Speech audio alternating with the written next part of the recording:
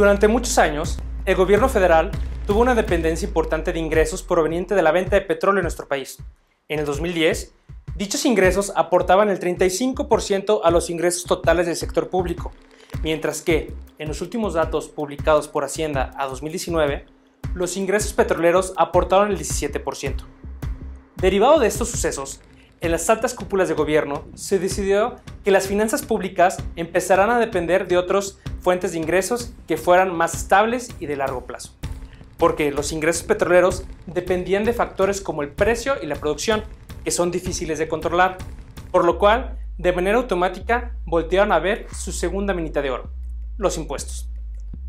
La recaudación tributaria en México es la más baja dentro de los países de la OECD. Las presiones fiscales que se avecinan, derivado del cambio demográfico que se presenta actualmente en el país, hacen inminente la necesidad de obtener mayores recursos para cubrir el gasto público. Dentro de los principales impuestos, México tiene niveles de recaudación superiores al promedio de la OECD en los impuestos al ingreso de las personas morales. Adicionalmente, México es el que obtiene una mayor proporción de sus ingresos del gobierno federal, con una participación limitada de ingresos provenientes de los ingresos de los gobiernos locales. Debido a los altos impuestos, más de la mitad de los trabajadores laboran en el sector informal, así como cientos de miles de pequeñas y medianas empresas y profesiones independientes.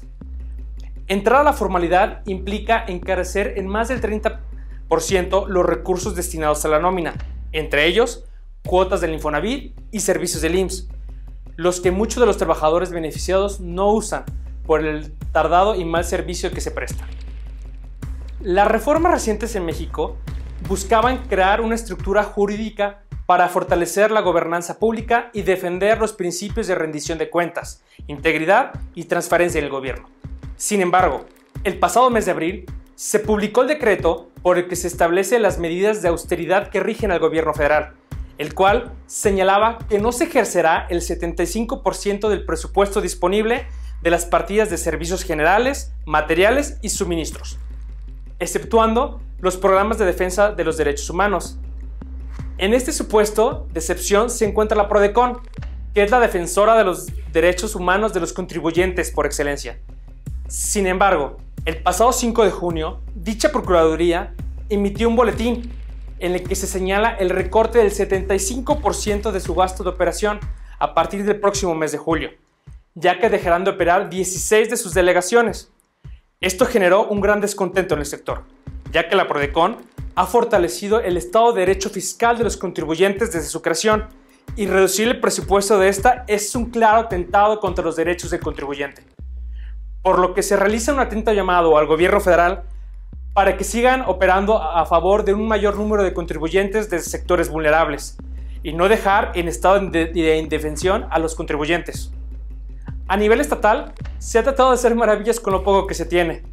El pasado 28 de marzo se publicó el decreto que contiene el programa de apoyo económico ante la contingencia de COVID-19, en el cual se instruye a la Secretaría de Finanzas del Estado a implementar diversas acciones en beneficio de los ciudadanos hidrocálidos, otorgando un 30% de descuento en el impuesto sobre la nómina en los meses de abril a diciembre de 2020,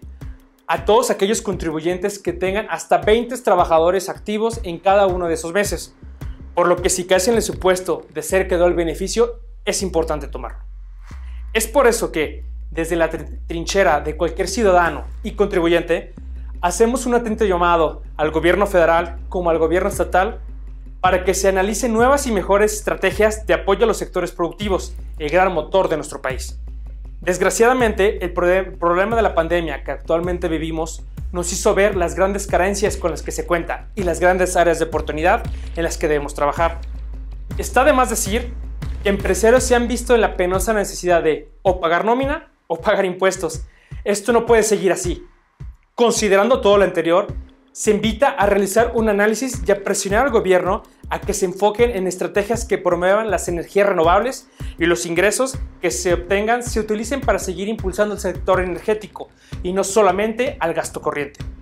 Por lo que hago un atento llamado a los ciudadanos, ya que las siguientes elecciones son vitales para darle rumbo a nuestro estado. Debemos de elegir a aquellos representantes con las mejores iniciativas y en pro de los pequeños y medianos empresarios, el gran motor de nuestro estado.